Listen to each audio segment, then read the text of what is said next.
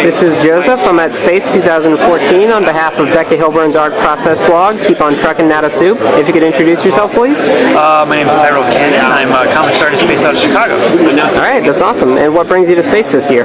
Well, I've heard about Space for a long time. It's one of those shows that's been around for ages, and I've always kind of wanted to get out here and take a look at the show and see what it was all about. I heard only good things about Bob, and so I finally decided to give it a shot. I have some friends in town who came down, and it's definitely one of the most diverse shows I've been at. Yeah, I've seen a variety of artists here. I've been told there was a little more females here last year, but they're certainly not lacking this year in terms of artists behind tables. I'm not talking about the crowd. That's actually interesting. It'd be cool to see. I'd be interested to see the numbers because the more shows I do, I've seen lots and lots of female artists, which is awesome. Yeah, awesome. Indeed. Yeah. So can you tell me a little bit about your work? You said Victus is your new thing. Is it being debuted at Space? No, actually. Well, this is the second convention I've had the second issue at. The first issue premiered at Cake last year. Great. I'm into the second issue. Third issue should be out this summer. It's I call it a day of science fiction. It's sort of a science fiction story based in a time period that's similar to the 16th century, mixed with modern day. Each character kind of has names that are based in older names of like German Renaissance or other kind of interesting names. But the basic story is there's this scientist slash religious leader who's building a machine that's built out of religious objects, and this machine is going to facilitate a new kind of communication between people. And so the objects are stolen by a young man named Isaac, and Isaac and all the other people's relationships are affected by this machine once it becomes functional. It's going to be about 10 issues, I'm hoping, and I'm doing about 2 a year right now. That's taking a lot of time, but it's going well. It's been doing well for me. I'm trying to go for this maximal format, the 8x12 magazine. Yeah, I was actually about to talk about the format because I know several of your comics are in that format. You've been working at about 8.5 by 11 for a while now. Well, yeah, I do.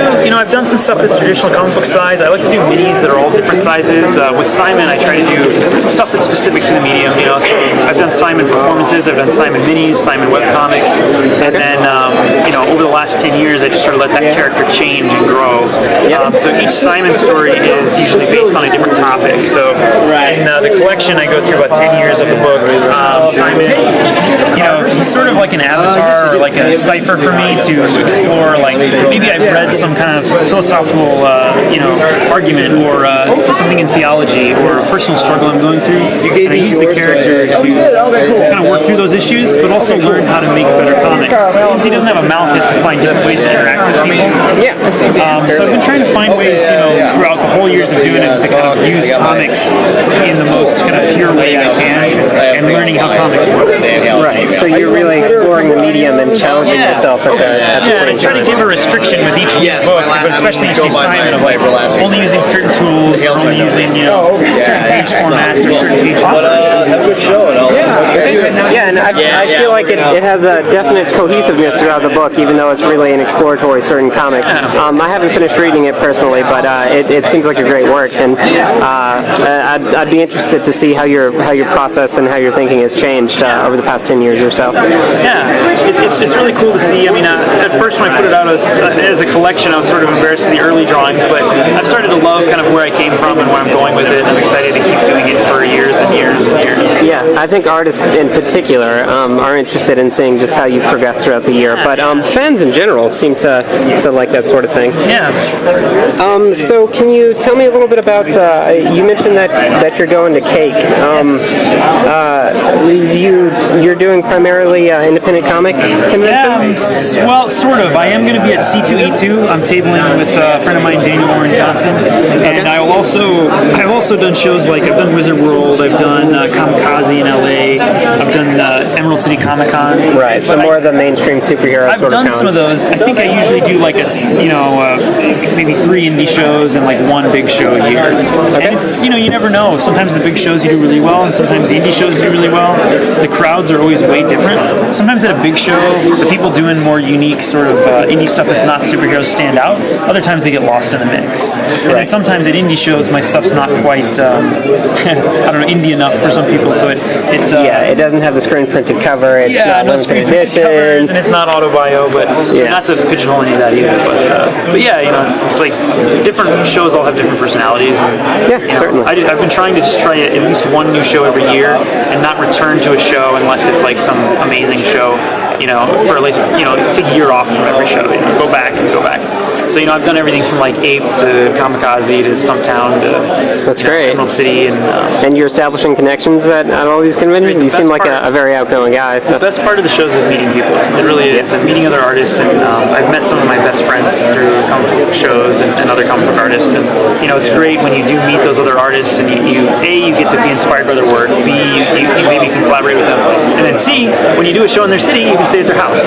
So definitely, it's great. I don't know how many times me and my friends have shared couches, with each other. So it's a lot of fun. I love doing shows. It's great. And if you don't mind me asking, I haven't run into too many people who are doing superhero shows as well. How do you change your pitch when you're at a superhero show versus an independent comic show? Because if you don't mind me saying, your stuff definitely seems to be more in the independent realm. Yeah, no. Not that it wouldn't fit in a mainstream superhero show. The big difference is being aware of what everyone else around you is doing. So you go to a lot of big shows. The guys and girls, the people will have huge banners, and will have kind of be really out there. So sometimes in those shows, and everyone has that gigantic banner behind them. Sometimes in those shows, I find it's to my advantage to just have a really simple layout, And sometimes they're just exasperated by everything they're seeing. They're walking through these aisles. There's Iron Man over here. There's Spider-Man over here. There's giant balloons. It's a mental overload. And they can just stop for a minute. And usually, the best thing is just introduce yourself to people when they come to the table, and don't try to sell them something right away.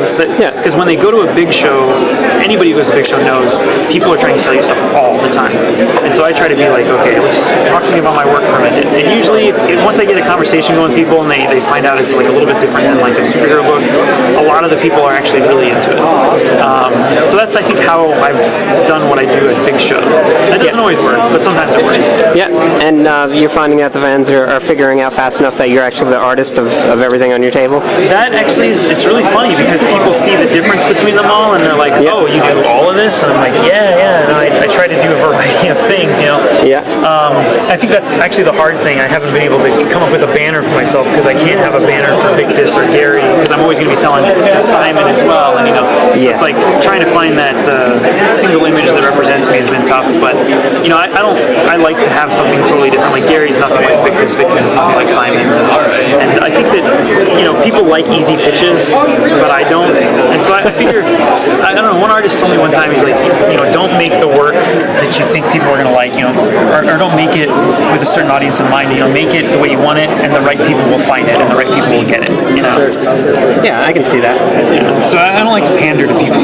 People are smart, and you shouldn't treat them like they're dumb. You don't have to come up with some silly pitch for everything. Right, and I've personally run into many independent artists, so I felt like I had a pretty good grasp of your work just looking at it on your table. But I think that there's some comic book fans out there who just wouldn't necessarily know like what they're looking at or how to consume it. So really, if I think that as long as you're behind the table, you're being honest with them, you're telling them about what it is they're looking at, basically, without just trying to say, well, this is $5, you should buy it. This is what's newest, you should buy it. Tell people about it. I mean, the thing is like, most people are coming to these shows because they are curious, and they're not going to run down an artist alley if they really just want Spider-Man books, So like, if they're going to come by my table, that must mean there was something here that caught their eye for a second, and they're curious. And so I would tell them what I'm all about. And maybe that'll tell them why they want to be involved, and why they want to buy it. Maybe they'll decide that's why I don't want to buy it. Okay. But I'd rather get it across. Okay. And would you have any advice to someone who's considering coming to Space for the first time, like yourself? Space. Let's see. Well, my first experience has been great. I have friends here, so they've recommended places to eat and things like that. I would say Space is it's intimate, so it's pretty easy to get up from your table. I should have got up from my table a little bit more, I think. And then the other thing is that the people people who are here are all pretty open, so it's like a great place to meet people and learn things about people. So Yeah, I've heard many people say, where did you get this printed? How do you make this? And that sort of thing. Printing, talking about your tools, I mean, like it's like you're in a room full of people all trying to do something similar to you, so you can learn so much from them, no matter what level you're at. Like, and they're not just behind the table, just trying to push out as many comics as they can. And like you can learn from people it's their first time, and they can learn from people it's like later, in their comics career. So Okay, and finally, where can we find your work online? You can find me at www.tyrellcannon.com, tyrellcannon.tumblr.com, tcannoncomics.tumblr.com, at tcannoncomics on Twitter, and tyrellcannon.wordpress.com. And I also have Gary on Comixology Submit. All right, that's great. Oh yes, and I am working on an anthology, science fiction romance comics anthology. It's going to be awesome. We're kickstarting it in May. Okay. And it is featuring independent comic book artists doing romantic stories in science fiction settings. It features Scott Kroll, it features Isabella Rotman, Daniel Warren Johnson, Michael Manimivable, and Rinko Endo, and myself. And we can find information about that on your website? That is all linked off of my Tumblr and Twitter, and so if you go to the Tumblr, you can go to follow speculative-relationships.tumblr.com, and we're going to be premiering all that soon. We got artwork up right now. I'm really excited about it because it actually came out of conventions. I met these people at shows. The idea came out of meeting people at shows, and we're like, let's put together an anthology. So, All right, that sounds great. Cool. Well, I hope you have a good space.